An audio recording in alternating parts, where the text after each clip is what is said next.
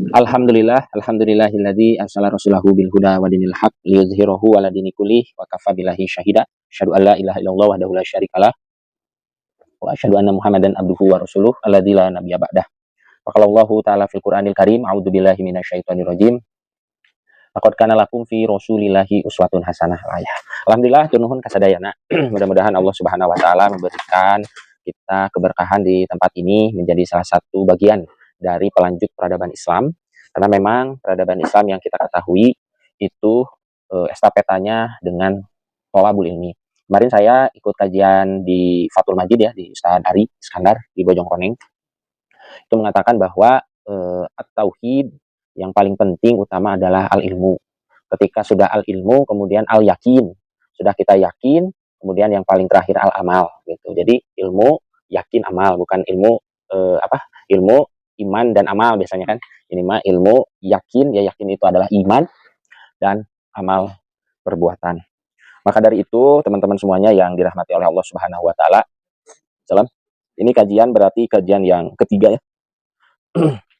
Ya, alhamdulillah. Segar kieu. Terus ibak kieu. Mudah-mudahan niat kita thalabul ilmi ini menjadikan salah satu alasan bagi Allah Subhanahu wa taala untuk memberikan magfirah dan keberkahan di dunia maupun di akhirat. Itu sangat penting bagi kita karena memang manusia ini adalah anisyan wal khoto gitu ya. Tidak terlepas dari rasa lupa dan juga dosa-dosa. Teman-teman, ketika kita mengkaji ya sebelum masuk ke dalam pembahasan, ini ada satu bahan introspeksi yang benar-benar masuk ke dalam hati saya. Kullu nafsin dha'iqatul maut. Setiap yang berjiwa itu pasti akan merasakan mati. Dha'iqah itu artinya adalah merasakan. Jadi ketika sakaratul maut itu ada rasanya, teman-teman. Dan dalam penelitian terbaru bahwa ketika kita mati nanti ada 5 menit atau sampai 7 menit ya teman-teman, otak manusia itu masih berfungsi. Dan 7 menit itu akan memflashback. 7 menit itu akan memflashback momen-momen yang paling indah di kehidupan kita. Gitu ya, kalau ketika sakaratul maut meninggal ada 5 sampai 7 menit, jadi itu flashback. Kalau filmnya sore ya, itu kan terakhir itu orang akan merasakan itu sama.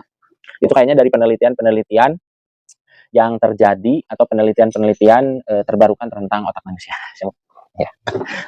Tentang otak manusia. Nah, makanya bisa jadi ya momen kali ini itu akan menjadi momen di mana ketika kita meninggal 7 menit itu pasti ada momen ini. Mudah-mudahan gitu. Thalabul ilmi di Beturus. Wah, itu sangat merinding sekali. Kemudian yang kedua, kullu nafsin dha'iqatul maut. Setiap yang berjiwa itu akan merasakan kematian gitu ya. Salah satunya adalah ketika kita hidup di dunia itu pasti secara rasio 100% kita akan mati nah gitu.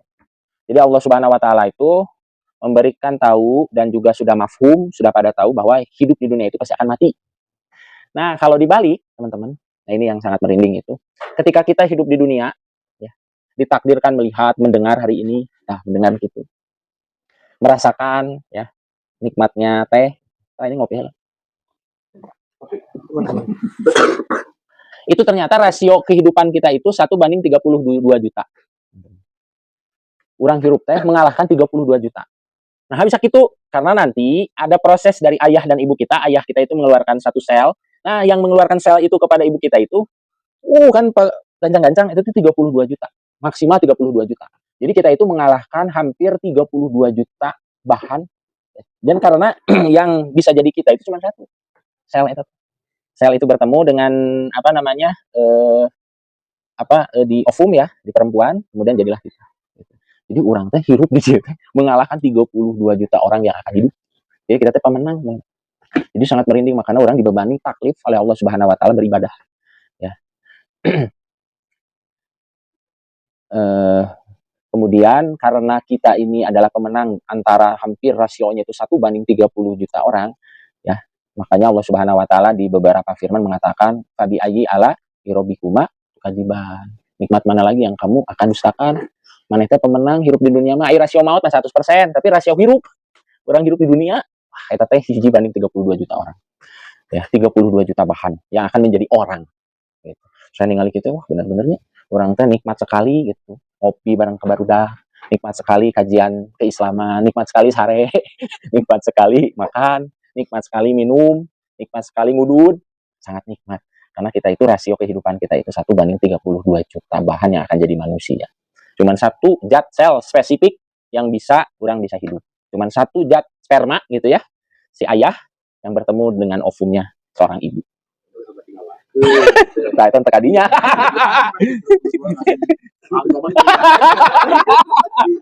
Ya, emang gitu. Salah tempat, rencana tempat, nah. Nikmat tertawa ya, lu bener. Karena benar-benar sedon apapun kita jangan sampai suicide ya bener.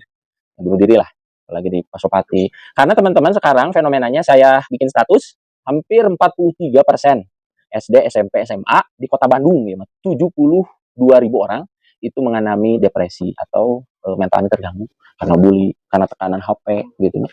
Dopamin terus, nge-scroll terus, bikin otak, bikin pikiran gitu dan lain sebagainya. Jadi banyak sekali ruhnya benar tidak ada. Jadi banyak sekali orang yang terganggu secara mental. Salah satu mental health yang sangat baik itu adalah tolabul ini bebarengan dengan orang-orang atau circle yang baik.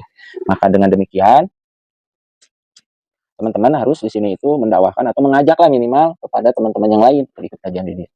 Isi depresi gitu ya sih. Nah, ulang wae lu ngaji, ngacas iman. Gitu.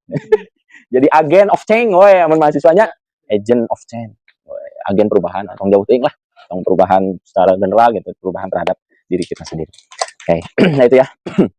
Jadi kesadaran, bersyukur karena Rasulullah SAW juga pernah dikritisi gitu oleh Aisyah radhiyallahu anha juga ya. Kenapa Rasulullah sampai salat itu? Emang nggak boleh? Saya bersyukur, nah bisa jadi itu masuk ke dalam kajian-kajian sekarang ilmiah karena rasio kehidupan kita itu 1:32 juta orang. Berarti hidup di dunia itu ternyata jeung nikmat. Oke ya, hidup di dunia. Babi aji ala irobikumat kaliban. Oke, kita lanjutkan teman-teman ya. Kajiannya masih tetap di Saifur Rahman Al-Mubarakfuri. Ini pemenang buku si Saifur Rahman Al-Mubarakfuri ini adalah salah satu ulama India, pemenang penulisan di Robitu Alam Islami gitu ya, tahun 1970-an. Kurang lebih seperti itu, dia adalah pemenang pertama. Makanya dibukukan, saya baca semuanya, itu sangat nikmat sekali dan juga sangat banyak informasi yang penting bagi kita semuanya. Nah, kemarin masih ingat flashback bulan kemarin tentang apa? Silsilah belum. Oh ya benar, silsilah nasab sampai kelahiran Rasulullah dan juga momen Abrohah ya. Abrohah liilah fi Quraisy lain liilah alam taro lalu buka biasa bilfi. Nah, ini kita runtut lagi.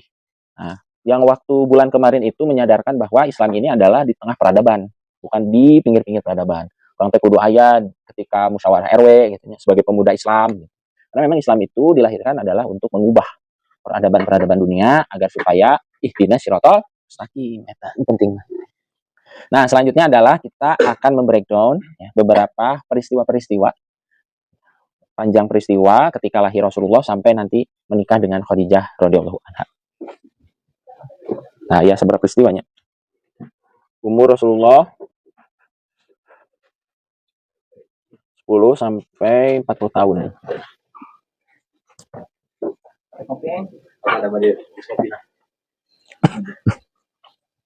Rasulullah lahir menurut Saifur Rahman Al-Mubarakfuri itu 9 Rabiul Awal, hari Senin.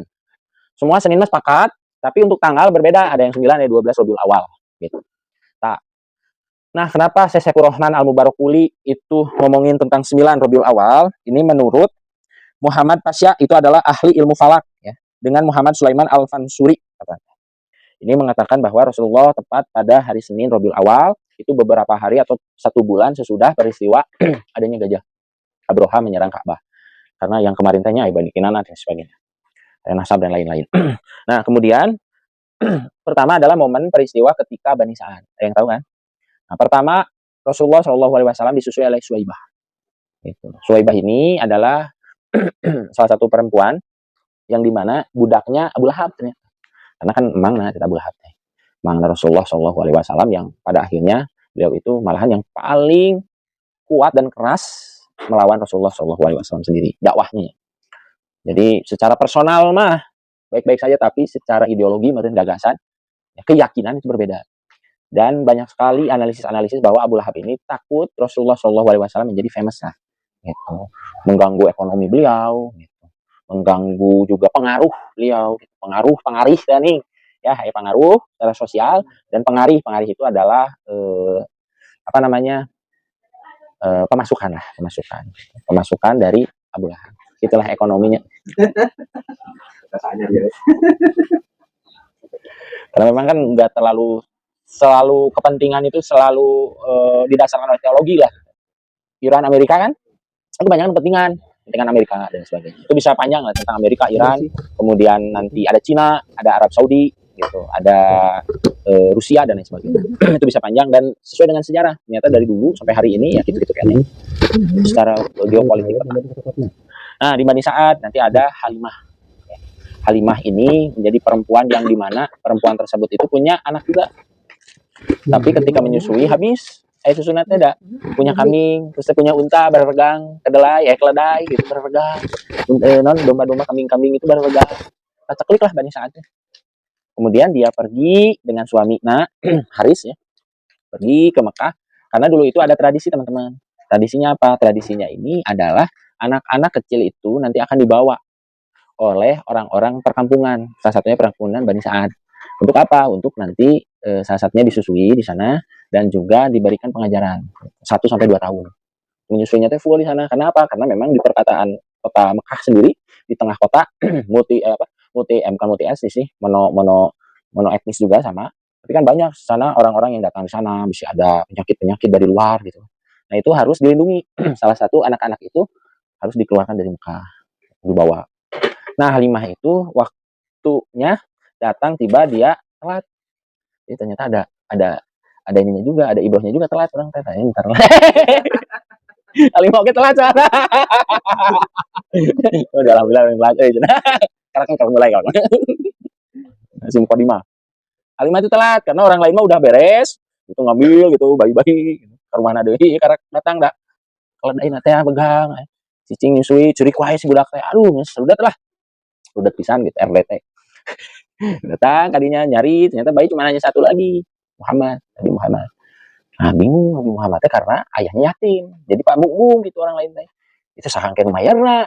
Walaupun orang-orang terhormat karena memang tanggung walerna ya, karena ayahnya yatim, jadi orang-orang lain itu tidak mau. Nah, Halimah itu sudah punya azam gitu. Versi menang dibotakan. Azamkan diri. Nah, namanya teh dalam bahasa itu? Tidak, Nazar. Nazar yang versi menang. Ya, ke Pangandaran, Lempang. Wae. Nah, ini itu boboto Tasik, Lempang kan di Tasik kan dia. Nah, itu Nazar. Nazar itu harus yang baik. Kayak waktu itu ayahnya Rasulullah Abdullah Nazar oke kan, ketika anaknya itu 10 nanti akan saya bunuh itu Nazar. Saya akan korbankan salah satunya. Nah, Halimah itu Nazar Kak, suaminya teh. Gitu. Kita itu harus membawa anak, mau tidak mau. Nah, tapi dihadapkan bahwa Rasulullah itu yatim. Kumaha. Nah, tapi Al Haris ya sudah aja mudah-mudahan bayi tersebut memberikan keberkahan. Wah, ngeri kan. Bawalah.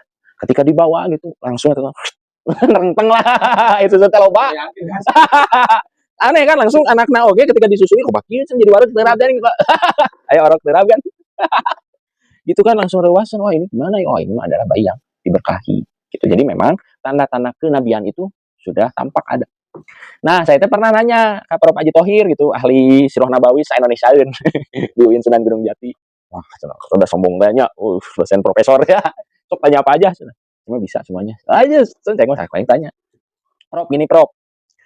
Pertanyaannya itu sederhana, saya teh. Kan Rasul itu pasti tahu dan diceritakan saya teh keajaiban-keajaiban beliau. Umaisaroh nanti, Umaisaroh itu lalakinya kade, Umaisaroh itu lalaki.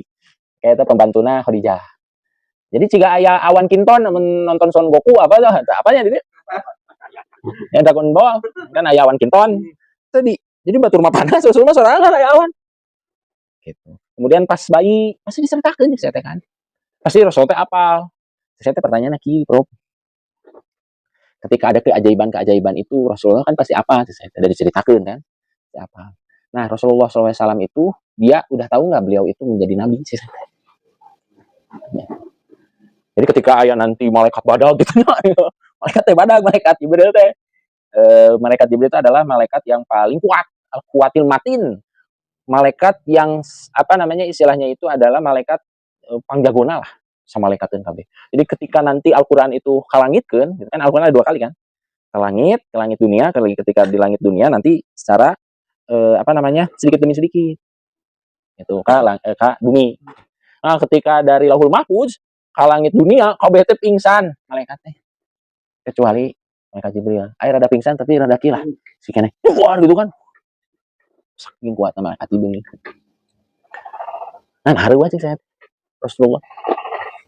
Secara psikologis. Dan Rasulullah SAW itu dan Khadijah Abu Bakar sudah menikah itu ngaji gitu nih. Ngaji di Waraqah bin Naufal.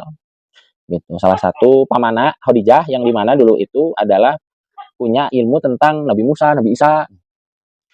Saya secara psikologis saya teh nah, wah, saya jamiluni aneh saya teh. Kenapa, Prof? Karena itu kan banyak sekali nanti keberkahan Rasulullah dan pasti dicaritakeun. Moal antum mah. Baheula maneh gitu. Apalagi nanti kan ada pembelahan dada. Pasti dicaritakeun lah. Dan ngobrol ke naon atuh udah distraksi dulu mah. Tidak ada distraksi. Saya ngobrol ke unik-unik, menarik-menarik, keajaiban-keajaiban. Kumaha, Prof?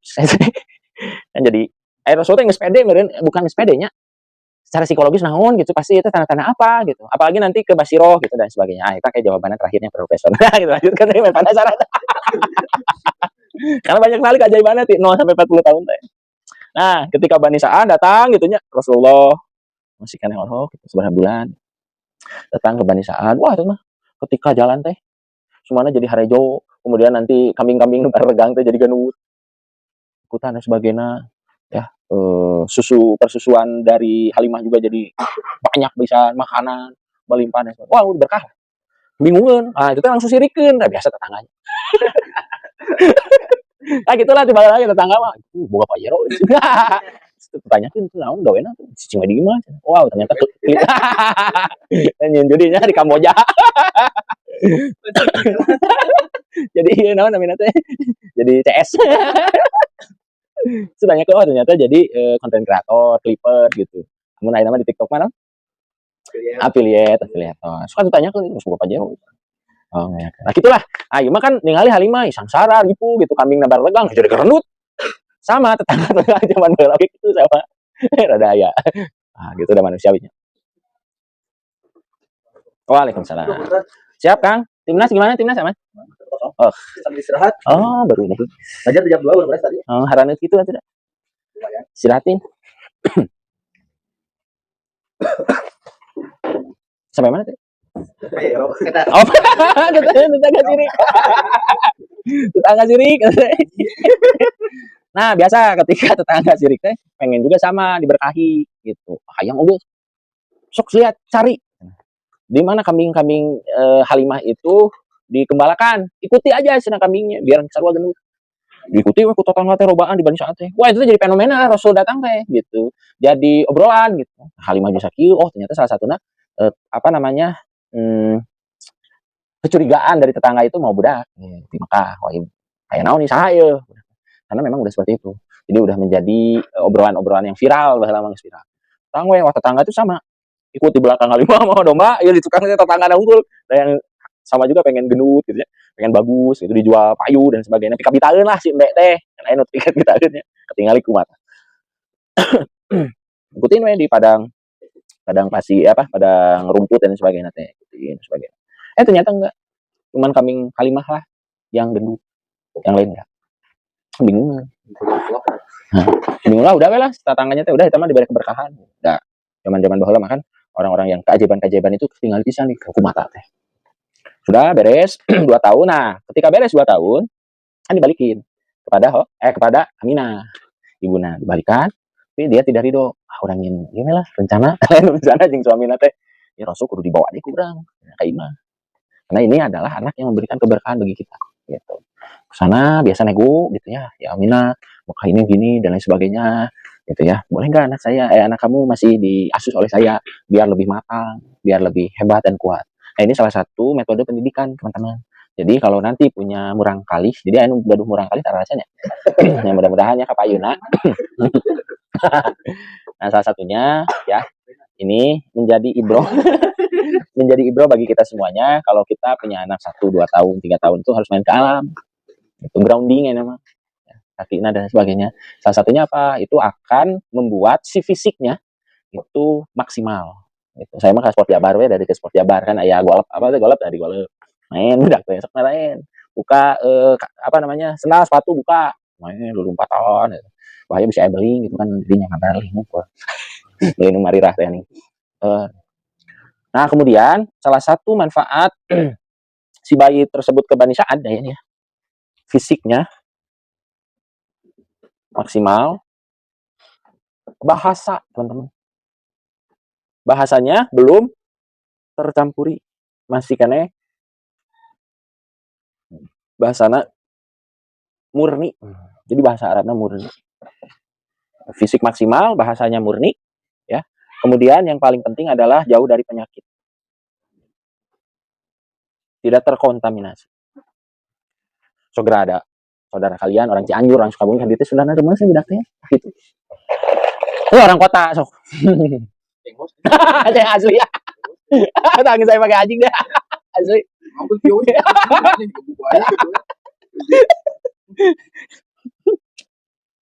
Kalau mau baraga punten A ya makanya anjing tidak punten-punten kan sebenarnya. Nah itu. Jadi bahasa di kota ya, orang keberagaman dan sebagainya bahasanya udah murni. Kayak nu gua lo gitu, aya nu jakselan gitu. Aya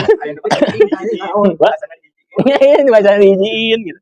Yang kita campur lah. Tapi kalau anak kita gitu atau enggak Rasulullah dulu di Bani Sa'ad itu murni bahasanya. Jadi Rasulullah mah berbahasa kota bisa, gue Elona bisa. Karena nanti udah gede di Mekah tentunya. Bahasa lemes bisa. Saya bayangin atuh. Kumaha. Ngeunah nanya Ustaz nu lemes tapi bahasa gaulna ge masuk. Jadi salah satu apa namanya? Istilahna teh modal dakwah itu bahasa. Jadi Rasulullah SAW itu adalah salah satu sosok yang memang dipersiapkan oleh Allah Subhanahu Wa Taala untuk berdakwah. Gitu. Salah satunya apa ini dari bahasa. Jadi bahasana ketika nanti dididik oleh Halimah itu bahasa Arabnya itu Arab murni. Ya kalau udah ke Mekah mah geus walau pasti amiyahnya aya amiyahnya. Kalau bahasa amiyah, aya fusa dan amiyah.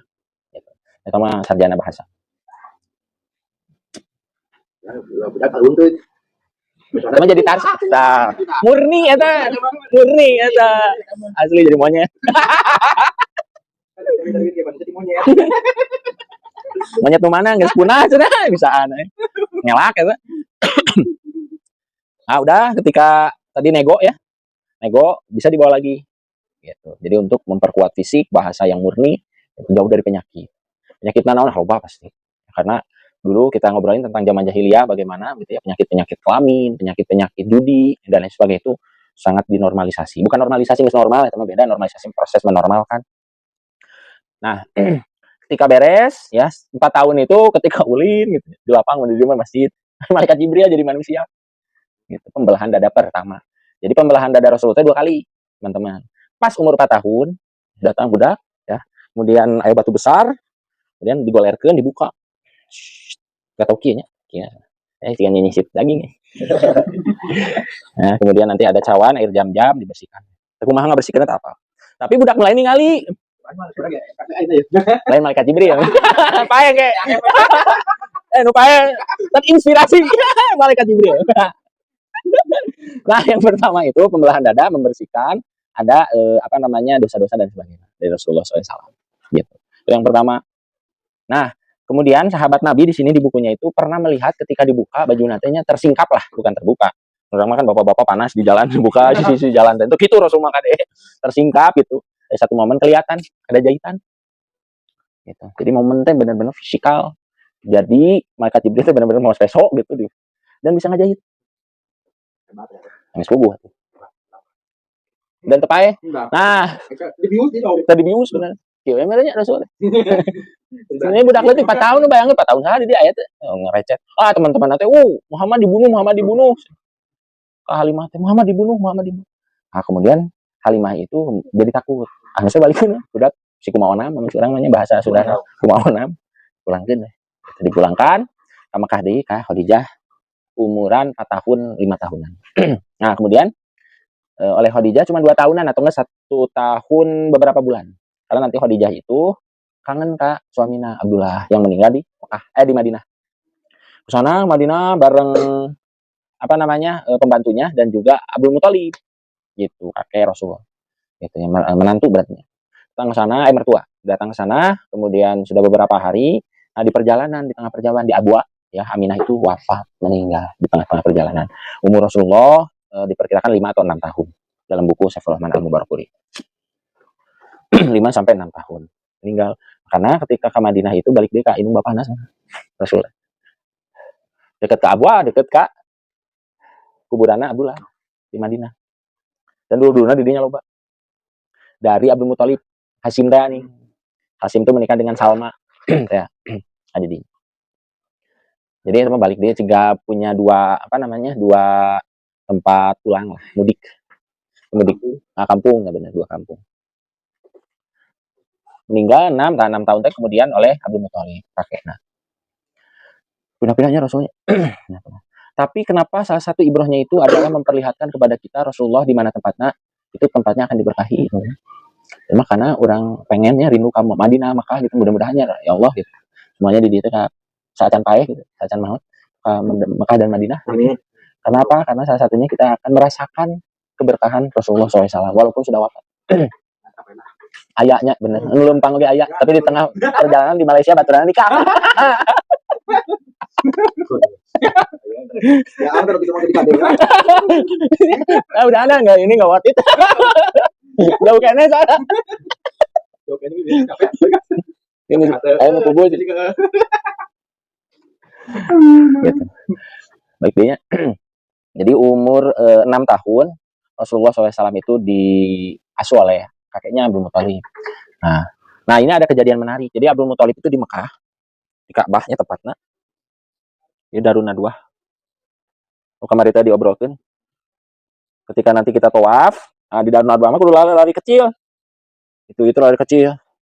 Nah, ketika nutupan Darun Nadwah tidak tahu, ini jadi jalan kaki.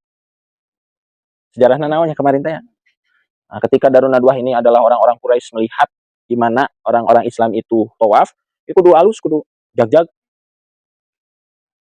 Nah, tapi ketika ini bisa istirahat, ini dari ketinggalan itu ya, Darun Nadwah. Adanya. Nah, orang teh kudu kitu, arupan orang Yahudi kan di Bulughul Maram, di kitab adab itu di akhir mengatakan bahwa ketika ada orang Yahudi, orang munafik, bukan munafik, orang musyrikin, Yahudi, Kristen, kita itu harus menjadi orang yang terdepan dalam berbicara. Dia tong cicingeun naon. Orang tuh kudu tampil gitu, kudu percaya diri. Kudu menjadi orang yang benar-benar bisa melider, menjadi pemimpin pembicaraan. Itu aya hadisna. Kata Rasulullah SAW harus seperti itu. Jadi orang Islam harus ningalikeun dia hebat. Nah, di sini tuh ya ini pintu Ka'bah. Ini di sini tuh ada permadani Abdul Muthalib. Jadi Abdul Muthalib itu bisa jadi, bukan bisa jadi. Posisinya adalah sangat penting di Ka'bah. Karena tadi ayah-ayahna gitu. Fihr Quraisy sendiri kan dari Qusay ya, Hashim Qusay.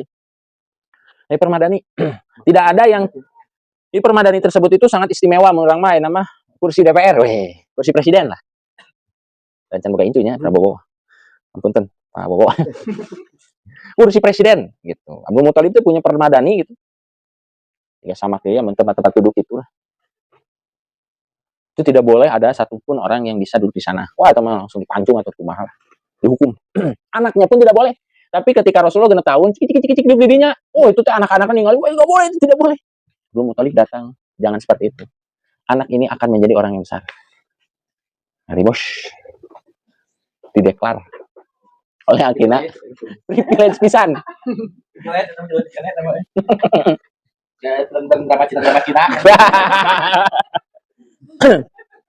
Privilege memang. Karena Rasulullah itu adalah pemimpin nanti. Pemimpinnya kan bukan beberapa suku saja, tapi seluruh dunia. Umatan wahidan. Atau enggak umat yang benar-benar dipersatukan oleh iman. Kudu boga privilege. Kalau kayak gitu, beda deh ceritanya. Loba bisa nanti tokoh-tokoh yang tidak punya privilege juga Ronaldo gitu. Bahlil. Budak saya nyanyi wae. Ayah bawa apa yang manis? Bahlil. Kacau budak ngerean bapak sih. Benar. Dan saya ngobrol sama Kang Rizky. Kang Rizky itu HIPMI juga di Jabar ya. Bahlil itu adalah teladan bagi seluruh aktivis. Ya ini disungsurikan gitu. Kacau saya itu disungsurikan.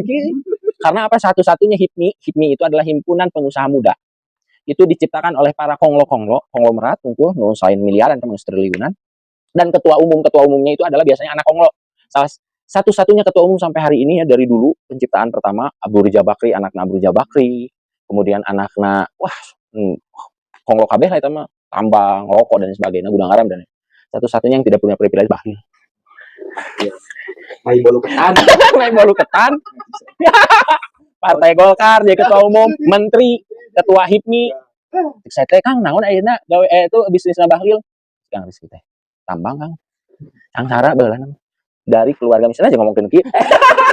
Unpa eta. Orang Papua kan beliau. Orang Papua. Bahlil teh lah dia.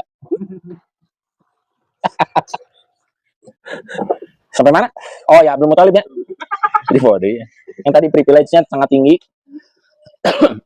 Karena memang ini bukan jadi salah kan, tidak ada salahnya punya privilege tinggi ketika nanti fungsinya itu memimpin sebuah umat biar umat itu sejahtera, umat itu menjadi tidak sesat dan lain sebagainya. Nah, 6 tahun, nah ini kurang breakdown agar supaya ngomongkan Bahlil lah. Udah. Sungsurikeun. Bani Sa'ad 0 sampai 4 tahun itu ke Madinah dengan Imbunda 5 atau 6 tahun. Nah, ini pengasuhan kakek. Ini 6 sampai 8 tahun.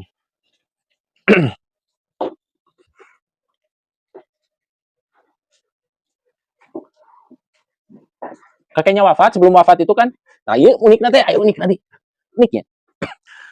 Jadi di antara suku-suku di Quraisy itu ada beberapa orang yang tahu tanda kematian, teman-teman. Tanda-tanda kematiannya ya dipayeun aja, apa lah ya. Asli. Nah ya, mah. Dia Rasulullah waktu itu sakit, nah, ada beberapa sahabatnya itu dia bisa mendeteksi bahwa yo pipayen wafateun Rasul. Gak tahu ya, ini bisa dikonfirmasi lagi. Saya pernah membaca itu. Nah, kakek nanti udah tahu dan juga udah melihat tanda-tanda kematian. Gitu. Tanda-tanda kematian kan banyak. Nah, salah satunya yang spesifik itu ya meninggalin gitu ya, beberapa hari lagi tuh dia udah tahu. Nah, sudah tahunya Abdul Muthalib itu memberikan apa istilahnya itu, memberikan rekomendasi kepada keluarganya bahwa Rasulullah SAW itu kepada Abu Thalib. Yang uniknya Abu Thalib itu sederhana dibanding dengan orang-orang atau paman-paman yang lain. Abu Lahab berenghar batur mah, tapi kenapa Abu Muthalib ini memberikan kepada Abu Thalib? Ini pengasuhan Abu Thalib dari umur 8 tahun sampai 40 tahun. Sampai Rasul wafat ya, sampai Abu Thalib wafat. 40 tahun. Masalah. Di Sepuluh Mana Al-Mubarakfuri 8 sampai 40 tahun. Itu sama Abu Thalib. Ada yang tahu ibrohnya? Ibrohnya Abu Thalib itu adalah decision maker, pemutus perkara. Jadi kalau suku Quraisy bingung, ayo paceklik nanya nanti ke Abu Thalib. Walaupun sangsara, tanda kutipnya, sangsara nanti menengah ke bawah lah. Sederhana banget. Anak loba, Ali, Ja'far dan sebagainya. Nah, ini mengisyaratkan bahwa ya, orang kaya itu tidak menjamin dia punya leadership yang kuat. Bisa jadi sederhana tapi punya leadership tinggi. Abu Thalib itu salah satu adalah orang yang memiliki leadership yang sangat kuat. Pananyaan lah, kokolot yang bijak. Hanya ke usaha contohnya, apapun itu permasalahan dia, ayo itu Abu Thalib.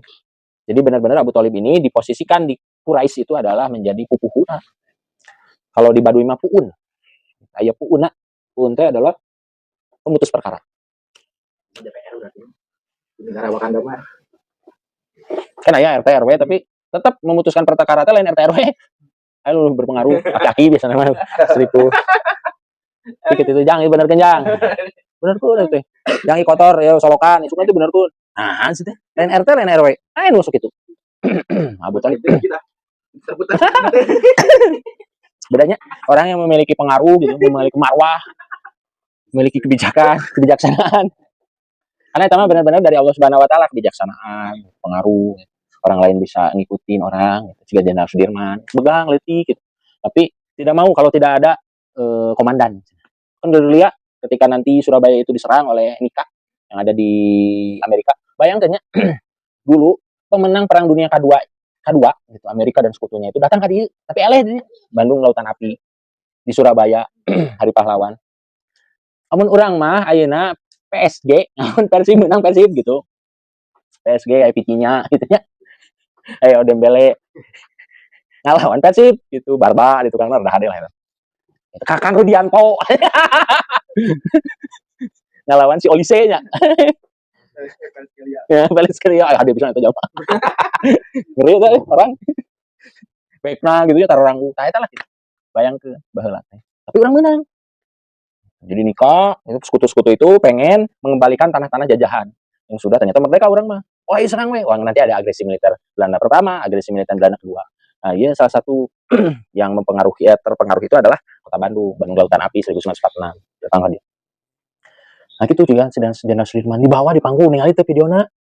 Ada mana nanti yang seripuhnya 35 tahun, 32 tahun seumur saya itu jadi komandan jenderal pertama di Indonesia.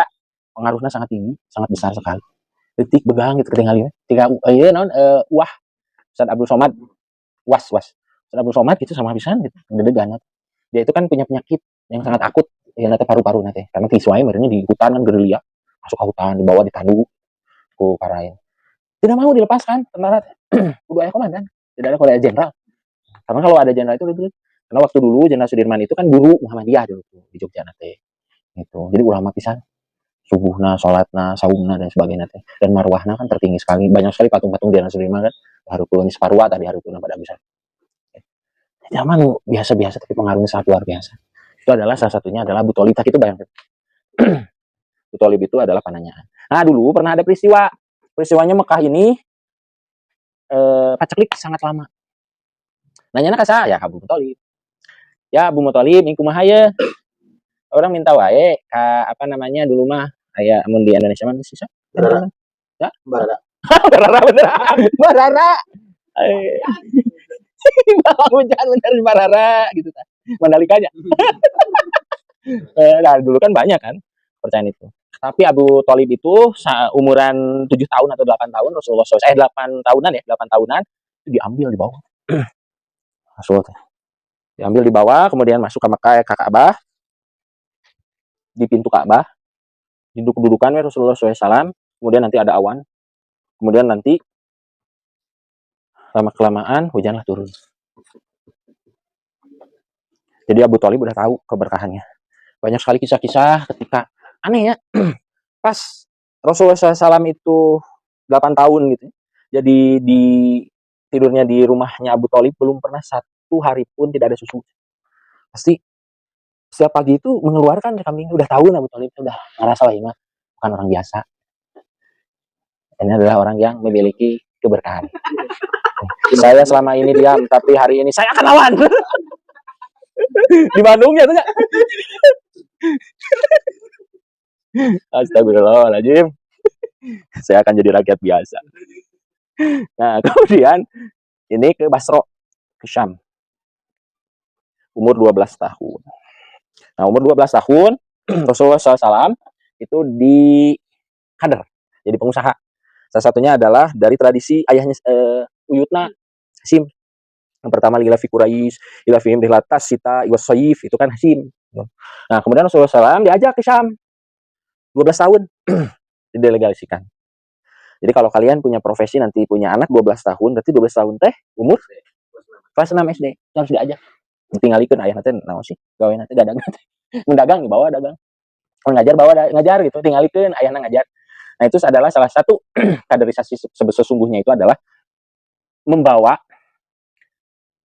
seseorang untuk melihat langsung secara praktekal gitu.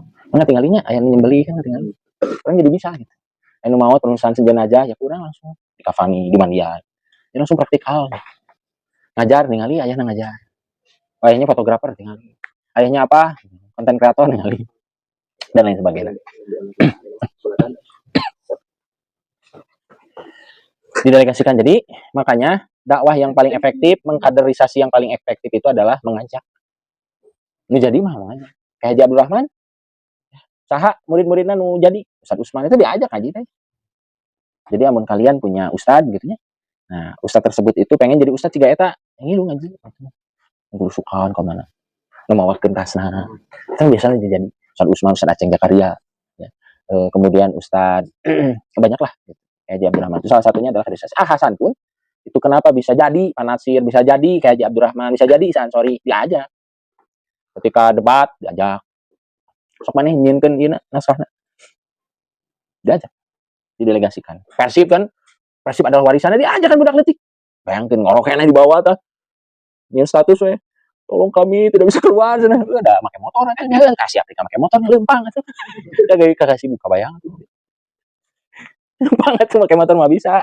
Balik na iraha subuh. Nah, gitu. Jadi makanya dulu Imam Bukhari datang, saya pernah bacanya menarik sekali. Imam Bukhari datang di satu kampung disambut ku barudak mah Prabowo tak kamari.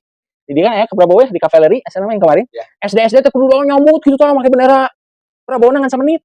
Nungguanna 7:30. Kan punya kan tah. Tadi. Tah, itu kuduna ka ulama. Eta kuduna ka ulama. Jadi mun aya di Pusdai, UAS, UHA gitu nya. Itu baru datang kudu disambut. Abah berarti Imam Bukhari gitu sama. Jadi di setiap kampung udah dipersiapkan bahwa ada imam besar. Kenapa seperti itu? Agar anak-anak itu mengagumi. Ah, bener orang yang jadi ulama nih. Soleh dan sebagainya. Kan orang mah jadi hayang jadi pejabat. Dan udah disambut apa? Pejabat. Di pelat wae dia bukan dasar 2 jam. Bener asli. Adik saya teh, iya adik ipar ya, adik ipar teh kan ngajar di Sabang, di Sabang kan. Nah, di Sabang. Dipersiapkan eta anak muridnya kan kelas 1 nyambut Prabowo di 7:30 aya jam 10. Sekian we kisana mau bendera Indonesia. Kemudian aya budak leutik cenanya muridna teh dipeluk sama apa-apaan cenanya. Bunga deh. Asli. Kacau. Kenal banget itu banget. Ada memang direkayasa biar agar generasi itu cinta ilmu. Salah satunya adalah ketika ada ulama besar gitunya kayak Haji Ma'ruf Amin. Sama si Abah. Ya, Ma'ruf Amin, kemudian dan sebagainya itu disambut gitu, dipersiapkan baru leutik teh DTA, TKA ya, dan TPA gitu. Oh, yang ada ulama nih kita sambut. Mun kan Toal, Badru dan sebagainya. Oh, Membuhari gitu sama. Membuhari disambut sangat luar biasa. Nah, itu adalah salah satu metode kepada anak main bola. Contohnya kan ada boys ball kan? Atletik by ball. Apa ya eta? Di bawah kan Cristiano Ronaldo di bawah budak letik di salah satunya menajamkan atau enggak memasukkan cinta terhadap sepak bola.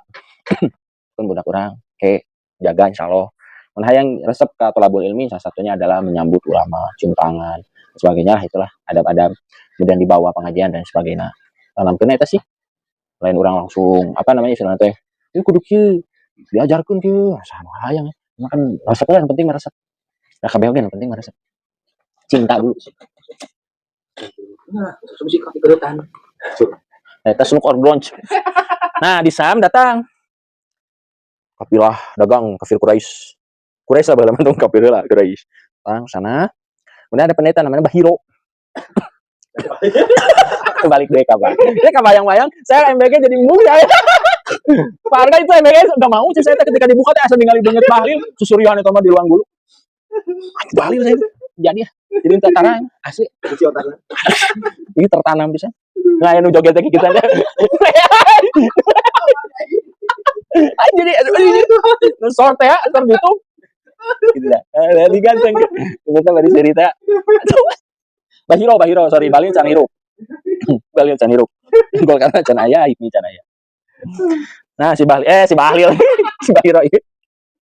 Mau wanti-wanti ke Abu Thalib.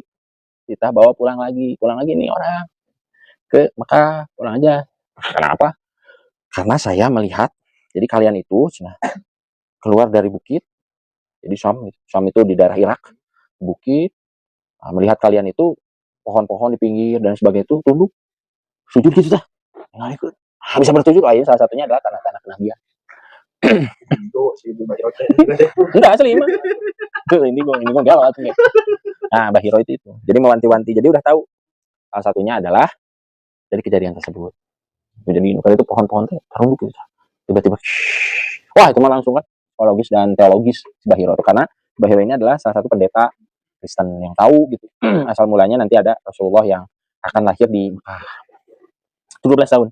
Nah, banyak sekali cerita bahwa 12 tahun ini Rasulullah SAW udah mulai empati kepada Abu Thalib karena memang sengsara lah gitu. Bukan sengsara menengah ke bawah. Jadi beliau ini mengembala kambing karena nanti seluruh Rasulullah SAW atau seluruh Rasul dan Nabi itu adalah penggembala kambing atau penggembala domba. Nah, apa salah satu ibrohnya karena di situ ada leadership. Jadi leadership kelas teh jadi penggembala uluna sebulan 3 bulan. Karena penggembala itu sangat ngeri. Pertama, penggembala itu kan sebelum masuk ke padang rumputnya itu kan dihitung lah. Itu lain hiji dua, Bos. Ibu dibahas. Di absen katanya. Benar. Nah, kemudian ketika di padang rumputnya itu tidak boleh, jadi udah dikapling. Tidak boleh ke padang rumput yang orang lain. Gitu. Ada itu. Jadi ketika nanti ada umatnya udah mulai keluar dari jalur, bisa diampihan dulu. Dan tahu orang-orangnya, sampai tahu. Nah, setiap embe itu ternyata secara sifat bisa dilihatnya penelitian itu juga manusia. Rada cengos,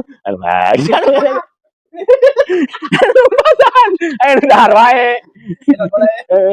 Hayang ngumpakan wae. Wah, itu mah numpakan wae. Wah, emang rada birahi sih. Sakit. Jadi emang gitu, Pak, bener asli. Lainer ya.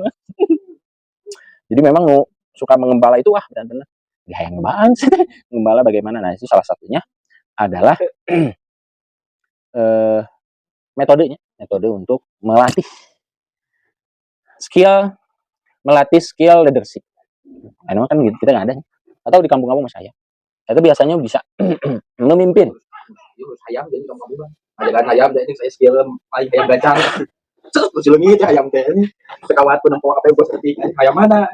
Nah, salah satu prototype atau enggak bukan prototipenya. Mengembala kan kudu dihitungnya kan. Kudu apal gitu. Balik ke kudu 1000 balik pergi 1000 pulang 1000 gitu kan. Nah, itu langsung diberekeun ke batur. Wah, nu mana dombana ya kan tidak boleh. Berekeun yang lain. Tapi itu pun sudah sholat. Imam teh kan nggak balik, itu ngitung jika domba, ya domba gitu ya, domba gitu ya. Nah, jadi imam tuh adalah salah satunya ya bisa menjadi analoginya seperti itu. Jadi ketika balik kan, sudah sholat balik. Jadi umum-umum gimana? Kita tinggal tarawihna. Balik ke sini, nah kemudian dihitung, oh ini nih ada bapak yang lagi sakit, orang bareng-bareng yuk. Seperti itu. Jadi benar-benar umat itu harus tahu secara karakteristiknya jika tadinya si domba teh anu dahar wae, anu lompatan wae, anu birahi gitu ke domba nu lain. Ada lagi domba jantan Ah, pengembala domba mah geus apaleun. Itu karakteristik per domba, tapi bukan hanya 1 2 tadi itu 1000 itu ya. Wah, domba ieu geus kapanggih. Circle domba kan bukan circle masing-masing si domba teh. Si mah domba teh dengan domba ieu wae. Oh, bersirkel. Nah, seperti itu. Nah, kemudian di Sam sudah, nah ini ke-6 perang Pijar. Umur 20 tahun sebelum menikah. Jadi Rasulullah SAW pernah dihadapkan ketika Quraisy itu berperang. Jadi Quraisy itu nanti bersatu padu atau koalisi dengan Bani Kinanah. Nah, salah satu Bani Kinanah itu orang yang pernah melempar gerejanya Abrohah teh, Bani Kinanah teh. Karena memang itu adalah koalisi melawan nanti ada satu bani yang lain. Nah, ini kenapa bisa perang? Perang Fijar ini adalah perang yang dimana terjadi karena salah paham sebenarnya.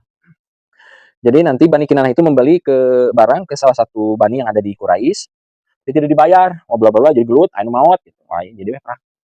Nah, Rasulullah SAW waktu itu adalah menurut orang mah kedi kedi kok golap aya kedi mancing, mun kedi mancing mah merean umpan sok tuh kan kedi ya mawa ya lauk. Nah, baheula mah kedi anak panah Rasul teh gitu. Kini anak panah jeung Hamzah. Hamzah nanti adalah satu persesuaian dengan Halimah. Jadi Hamzah itu pernah menyusukan dengan Suwaibah dengan Halimah juga gitu. Jadi sapantar jeung Hamzah. Nah, dulu dengan Hamzah berekun kurang nih, wah pasokan. Jadi Rasul udah tahu gitu. Kumaha sih perang teh. Karena kan beliau itu punya privilege jadi strategi perang dan sebagainya udah tahu dari panah. Jadi beliau itu punya experience itu atau pengalaman itu. Nah, ini perang Fijar.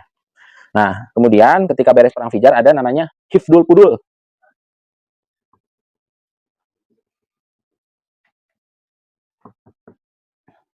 Ini bisa jadi menginspirasi Rasulullah membuat piagam Madinah. Karena Hifdul Fudul ini adalah salah satu kesepakatan bahwa ketika ada di luar Mekah, datang ke Mekah, itu nanti dibully, kemudian dizolimi, gitu, dagangannya dirusak dan sebagainya itu, nanti orang-orang yang ada di Mekah itu harus menjaganya. Bahwa lama kacau weh. Jadi apalagi ada orang lain yang di luar. Tiba datang ya orang mana? Manehna mau berjual beli ditipu gitu oleh orang-orang Mekah teh. Gak ada yang menjaga. Jadi orang-orang yang di luar teh enggan masuk ke Mekah karena memang tidak ada penjagaan. Kayak piagam Madinah juga. Madinah kan seperti itu, ketika ada orang yang mengganggu dari luar ke dalam, nanti orang-orang yang ada di Madinah multi etnis, ayah Yahudi, ayah Kristen oge dan sebagainya, itu harus bersatu padu untuk menghancurkannya. Tapi ketika ada orang yang di luar datang ke Madinah, itu harus benar-benar dilayani dengan baik. Gitu. Nah itu dulu Hifdul Fudul. Abdullah bin Jun'an, di rumah Abdullah bin Jun'an. Nah di Abdullah bin Jun'an ini kata Rasulullah SAW, kalau ada lagi kesepakatan seperti itu, saya ingin datang ke sana. Dibanding dengan diberikan alfat amun aina mah. Dulu mah adalah unta merah. Jadi unta merah itu sangat hebat sekali. Sangat mahal dan bagus unta merah. Pengen. Karena apa? Karena Rasulullah SAW itu berpikirnya sudah tidak vandalisme. Bukan vandalisme, sorry. Sudah tidak fanatik suku gitu. Jadi beliau itu udah pikirannya itu umatan. Ada orang lain oke umat. Untung disasaha, ada manusia sama. Nah, Rasulullah sudah seperti itu berpikirnya. Jadi sudah memiliki punya gagasan umatan. Jadi manusia itu bukan tinggi derajatnya oleh Bani gitu. Jadi ada kasta-kastanya teman-teman, sangatnya. Bani Quraisy, Bani Taim, gitu. Bani Kinanah dan lain sebagainya itu ada kastanya yang berkoalisi dengan Quraisy atau Bani Hashim dan sebagainya itu ada kasta-kasta. Nah Rasulullah terasa gitu. Sarwa gitu. Penting beramal baik dan sebagainya. Karena nanti Rasulullah SAW tahu kan inna akramakum. Nah, itu yang menghancurkan semuanya. Salah satunya adalah menghancurkan berpikir bahwa ada aristokrat atau orang-orang yang punya darah biru. Itu yang istimewa dan utama. Jadi seluruhnya orang mau orang Habasya, Ethiopia dan sebagainya, Mesir ya, dan lain-lain, semuanya itu adalah di mata umat atau Islam ini tidak ada kasta-kasta. Yang paling tinggi, yang paling rendah, yang paling hebat dan sebagainya. Yang paling penting adalah ukurannya ketakwaan kepada Allah Subhanahu wa taala. Ini Fudul umur 20 sama beres dari perang Fijar. Nah, kemudian 8 adalah umur 25 tahun. Ini menikah ya. Sebelum menikah itu membawa apa? Dagangan. Khadijah ke Syam dengan Maisaroh. Maisaroh teh lalaki kan deh. Lainnya. Saha Maisaroh ya tadi. Maisaroh itu ada pembantunya atau hamba sahayanya Khadijah. Khadijah itu udah ngedengar, ya udah rada viral ya Rasul. Ada satu pemuda yang benar-benar adalah memiliki amanah yang begitu tinggi. Boh dari pengembalaan, boh nanti apa namanya istilahnya itu perdagangan dan lain sebagainya. Jadi Rasulullah SAW itu sudah viral, integritasnya sangat diakui, udah siap-siap. Dia itu kalau mau di-impeach uang investasi itu udah siap. Nah, Khadijah ini adalah seseorang yang dimana nanti seorang janda menikah 2 kali sama meninggal dua-duanya. Kemudian kaya raya. Nah, bagaimana nanti kesepakatannya itu? Nah, Khadijah ini ternyata saya telisik dan pahami gaya dagangnya itu bagi hasil. Jualkeun hasilnya sakumaha nanti seberapa persen ewang? 70-30 atau enggak 60-30. 60-40. 3 indrive lah. Indrive kan 60-40. Saya nanya we ke tukang indrive. Bluebird, sorry. Bluebird. Suami diketahui kan? Bluebird. Aya komenan? Aya komenan di bawah nanti. Wah, enaknya suami kita Willy mah punya Bluebird. Suami sayanya cuma birdnya aja. Kacau aja. Suami ini kita Willy mah punya Bluebird. Suami saya mah cuma birdnya aja. Kacau aja. Ada juga. Kacau aja. Akhirnya ya netizen Indonesia. Tapi asup ada seserian saya harus ini. Pinter gitu. Ternyata ini banyak sekali keajaiban Rasulullah SAW. Ya, di perjalanan tadi awan kinton gitu. Panas weh, betul panas.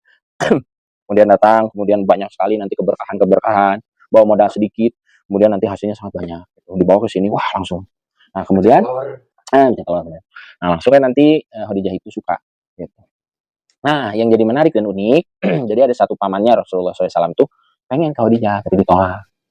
Nah, bisa jadi nanti paman-paman Rasulullah SAW, soalnya nanti saya dicari, ya paman Rasulullah itu bukan hanya tentang pengaruh saja, tentang ekonomi, ternyata ada asmara, teman-teman. Ditolak oleh Khadijah. Ternyata aku, alo aing 25 tahun, guys. Pratama Arhan ya, 24 tahun kan. Segitulah, si ganteng kan ya. Gunakan kasus mang. Ternyata psikologis, bela benci ka Rasul teh asmara. Jika nantinya tokoh munafik kan, Abdullah bin Salul bin Ubay bin Salul kan, itu politik. Nah, Ubay bin Salul teh bayangkan teman-teman,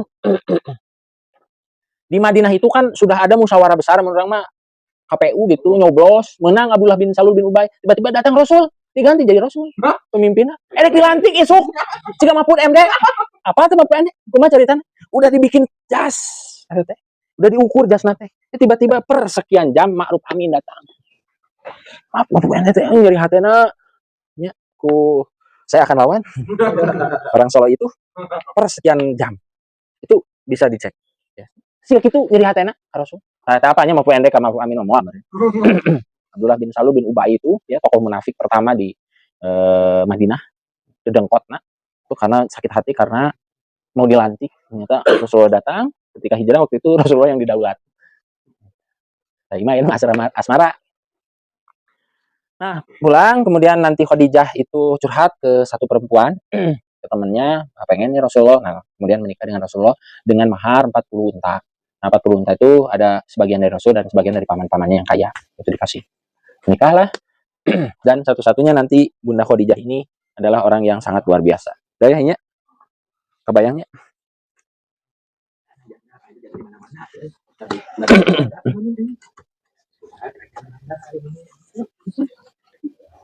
Begitu nanti bawa Sirah Nabawi itu gagal ya. Ah, 25 25 dan 40 tahun ya Khadijah. Nah, kemudian nanti ada momen 35 tahunnya Rasulullah di mana ini adalah renovasi Ka'bah. Udah diceritakan di sini dulu. Ka'bah ketika umur Rasulullah 35 tahun banjir besar, bandang, rusak, hancur. Kemudian nanti ada Khalid bin Mughirah. Dan semua orang itu kan dengarnya ini adalah salah satu tempat yang sakral. Wah kalau direnovasi bisa ya azab. Da sini teh udah tersuat-suat ningali bagaimana Abrohah saya ada burung gitu datang. Ada wanti-wanti. Jadi orang itu kan ketika ada salah satu momen sebelumnya itu kan suka dikaitkan. Jika ayeuna ketika dolar makin naik, wah ya order baru cina 98 ya gitu sama. Ya oke sama ketika mau direnovasi teh ada ragap karena takut bisa ada Hon Ababil datang deui. Jilid 2. 21 jilid 2. Ya bener masih tionya. Ayeuna kerame lagi di apa namanya? Dimobilisasi. Reformasi di jilid 2. Karena apa? Karena Soeharto dulu aja ngobrolkeun orde baru. Sama polana saat apa ya ayeuna negosiasi tingkat tingginya bagaimana? Karena sekarang positioning Indonesia itu sudah berada ke BRIC. BRIC itu kan orang-orangnya Cina dan sebagainya itu versus Amerika dan juga menolak hutangnya IMF gini seperti itu jadi memang kutub dua antara Cina Rusia dan versus kutu-kutuna ya Amerika dari dulu seperti itu Romawi dan Persia bagaimana itu sama ini cara geopolitik nah renovasi Ka'bah udah dibenarkan nah siapa sih yang apa namanya punya otoritas untuk mengembalikan Hajar Aswad. Nah, kemudian nanti ada saudaranya Walid bin Mughirah, Abdullah bin Mughirah, mengatakan sudah aja gini. Nah, kita tunggu aja siapa yang datang dari pintu Ka'bah ini. Kemudian keluar Rasulullah SAW. Oh, alamin, nah, apa? Jadi udah ada lalian. Rasulullah SAW sudah diberi gelar langsung oleh para pemimpin-pemimpin dan juga grassroots yang ada di sana. Bahwa Rasulullah itu alamin. Ya dulu integritasnya sangat mumpuni. Dan sampai Rasulullah SAW mau dibunuh ya kan? Nanti ya lanjutannya ke sana.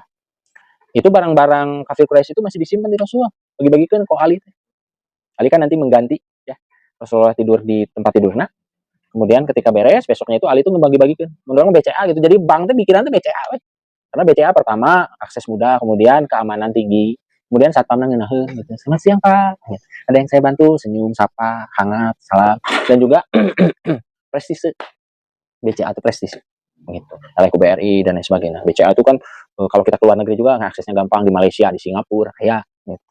Charge-nya nggak terlalu tinggi dibanding orang BRI kemudian keluar negeri gitu tidak ada.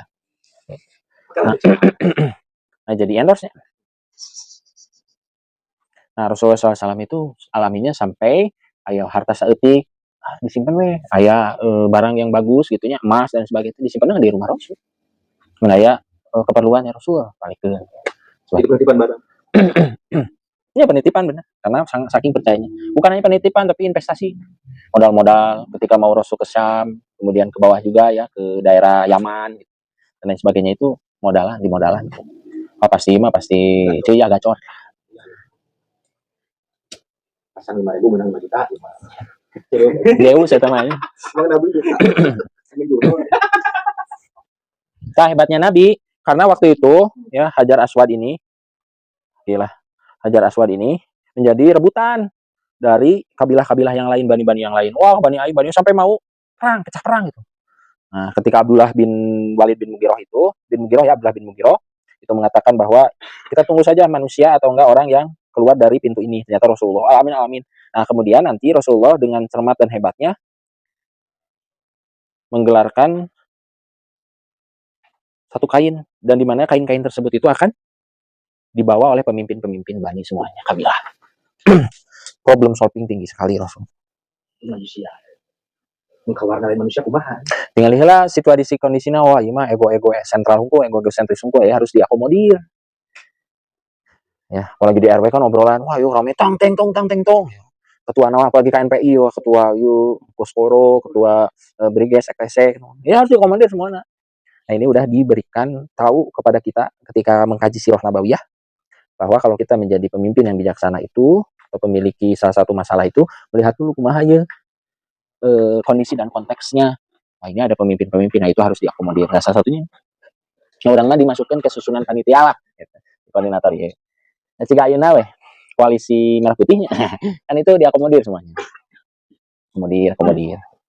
Enggak supaya ini ya Rasulullah meredamkan udah panas ya ada gelut berdan perang udah panas tapi ketika ini disetujui semuanya dingin tapi pada akhirnya Hajar Aswad itu diletakkan oleh Rasul. Nah itu jenisnya Rasul yang diakomodir tetap tapi pahlawannya mah bukan pahlawannya salah satunya bergainingnya positioningnya yang benar-benar memiliki leadership tinggi itu adalah Rasulullah SAW ketika itu simpan aja.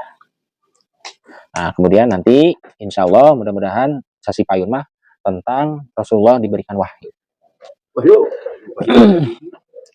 Berapa jam nih? Udah sejam setengah. Atau Kang enggak pilih ayah diskusi. Ya boleh tadi udah lagi. Gaya itu. Jadi Kang Aga. Siap. Itu banyak mungkin ada yang kita juga mengingat kembali menguatkan apa yang kita tahu dan mengisi apa yang kita belum tahu. Maka kawan-kawan kalau ada yang mau ditanya atau diskusikan terkait sirah ini. Kalian sudah ada alhamdulillah. Itu bisa apa dengan Anda itu. Oh ya jawaban profesornya tadi. Nah, itu pertanyaan saya nggak, Prof Ajit. Ya, udah ada nggak belum, Kang Adi? Belum. Saya nanya ke Prof Ajit Thohir. Jadi gini Kang, saya teh di sela-sela sesi kuliahnya, Prof Ajit kan biasa ngebergening sejarawan ahli sejarah lah, ahli sejarah. Bahwa beliau itu mengatakan ya sok ya dekanya non oge saya mah insya Allah bisa gitu ya udah. Saya nanya, Prof, pastinya saya teh sudah mafhum Rasulullah SAW itu sudah tahu dia itu membawa keberkahan. Salah satunya adalah ketika di Bani Sa'ad waktu itu. Kemudian ketika nanti Bahiro pasti diceritakan itu teh tanah-tanahnya. Apakah nanti ketika Rasulullah SAW di Gua Hiro datang malaikat itu, kenapa sih saya terubas? Padahal harusnya dia GR gitu. Wah iya yang ditunggu teh. Oh ternyata ini. Nah orang teh diberi keberkahan tapi orang lain enggak. Berarti aku punya keistimewaan. Pasti kan beliau gitu punya sisi kemanusiaan gitu, basirohna. Gitu. Pasti pede lah. Gitu. Nah kemudian cek saya teh. Jadi ketika Rasulullah SAW melihat malaikat Jibril gitu, Iqra nggak bisa dan sebagainya, balik lagi ke istrinya Khadijah, Zamiluni, tolong selimuti aku dan sebagainya dan rewah dan sebagainya. Seharusnya psikologis Rasulullah SAW itu tidak seperti itu. Aku mah yang jawabnya karena Rasulullah SAW pastinya tahu bahwa beliau itu adalah istimewa lah di tengah-tengah umatnya. Kalau pisang kan ceritaan tadi hujan, gitu. Kemudian kambing, susuna halimah jadi banyak lagi keluarkan susu, kemudian nanti juga apa namanya istilahnya itu pembelahan dada, kemudian nanti ada jahitan-jahitan dada itu masih ada. Oh kemudian Bahiroh itu mengatakan bahwa ini akan menjadi rasul itu ternyata ada tanda kenabian yang di belakang punduk di sini nih, kayak apel hidung di tah sa rasul palsu ya. Jadi tadi dengan jadi hitam tapi kemerah-merahan. Yang tahu teh pernah melihat itu Salman Al Farisi mencari dan sebagainya, cari manusia atau seorang hamba yang punya tanda-tanda seperti itu. Salah satunya dan Rasul pasti apalin bukan sih diceritakan jawabannya kieu cenah profesor aja teh spekulatif maksudnya dalam artian kan manusianya Rasulullah SAW tuh 40 tahun dan sebagainya kan ujlah itu kalau dalam apa namanya kitab sirah itu tadi 38 tahun jadi 2 tahun nungguan dan lain sebagainya.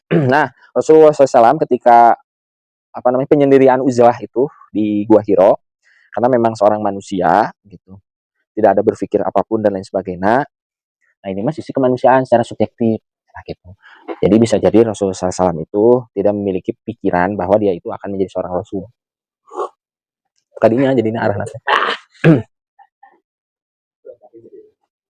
Jadi itu mah keberkahan-keberkahan yang lainnya aja. Rasulullah itu barulah itu bermanfaat dan terus sekali paling bermanfaat paling berkah paling jamiah tinggal di warung saat datang ke warung tiba-tiba ramai kayak itu berkat ulang.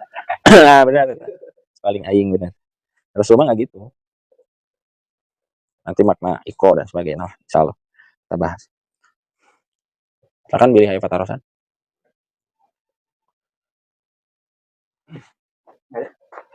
Tidak ada mungkin kok kan maksudnya tadi seperti ngobrol desa alhamdulillah pertemuan hari ini selesai.